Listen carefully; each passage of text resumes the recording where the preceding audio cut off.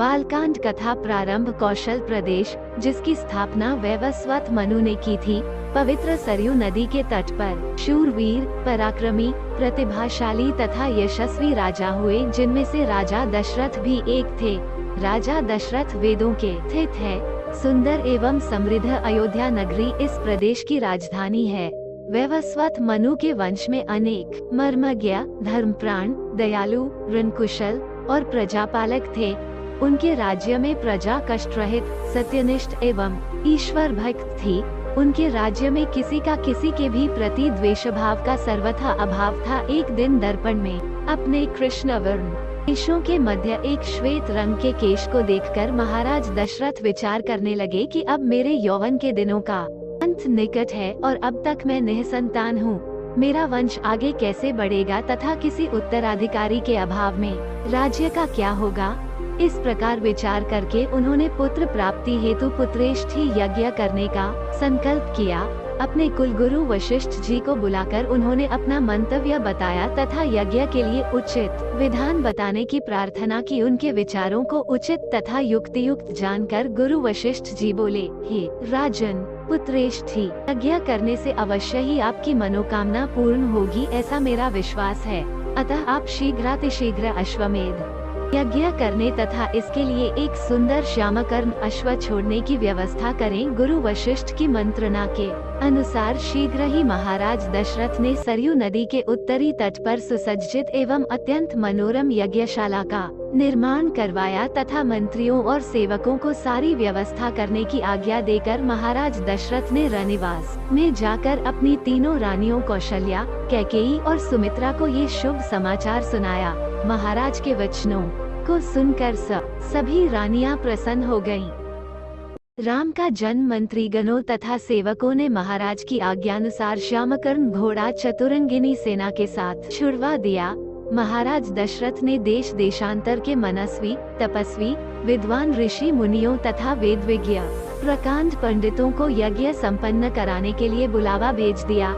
निश्चित समय आने पर समस्त अभ्यागतों के साथ महाराज दशरथ अपने गुरु वशिष्ठ जी तथा अपने परम मित्र अंगदेश के अधिपति लोभापाद के जामाता रिंग ऋषि को लेकर यज्ञ मंडप में पधारे।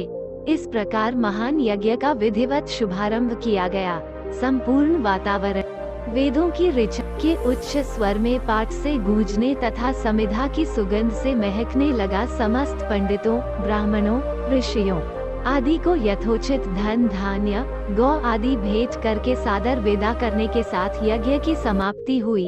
राजा दशरथ ने यज्ञ के प्रसाद चरा को अपने महल में ले जाकर अपनी तीनों रानियों में वितरित कर दिया।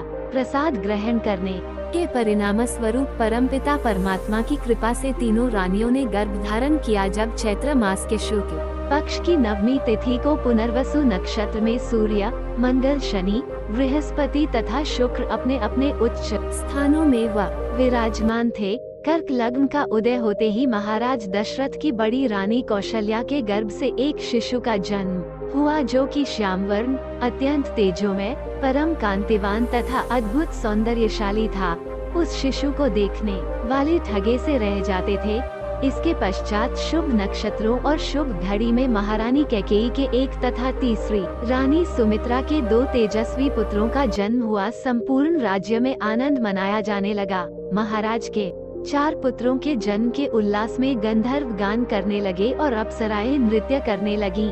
देवता अपने विमानों में बैठ कर पुष्प वर्षा करने लगे।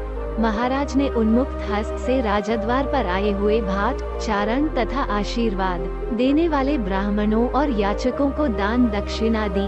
पुरस्कार में प्रजा जनों को धन धान्य तथा दरबारियों को रत्न, आभूषण तथा उपाधियां प्रदान किया गया। चारों पुत्रों का नामकरण संस्कार महर्षि वशिष्ठ के द्वारा कराया गया तथा उनके नाम रामचंद्र, भरत, लक्ष्मण और शत्रुघ्न रखे गए। आयु बढ़ने के साथ ही साथ रामचंद्र गुणों में भी अपने भाइयों से आगे बढ़ने तथा प्रजा में अत्यंत लोकप्रिय होने लगे। उनमें अत्यंत विलक्षण प्रतिभा थी, जिसके परिणाम स्वरूप अल्पकाल में ही वे समस्त विषयों में पारंगत हो गए। उन्हें सभी प्रकार के अस्त्र शस्त्रों को चलाने तथा हाथी, घोड़े एवं सभी प्रकार के वाहनों की सवारी में उन्हें असाधारण निपुणता प्राप्त हो गई। वे निरंतर माता पिता और गुरुजनों की सेवा में लगे रहते थे। उनका अनुसरण शेष 3 भाई भी करते थे। गुरुजनों के प्रति जितनी श्रद्धा भक्ति इन चारों भाइयों में थी, उतना ही उनमें परस्पर प्रेम और सौहार्द भी था। महाराज दशरथ का हृदय अपने चारों पुत्रों को देखकर गर्व और आनंद से भर उठता था। ऐसे ही मजेदार कहानियाँ सुनने के लिए Shri Mahakal story studio YouTube channel को सब्सक्राइब करें। धन्यवाद।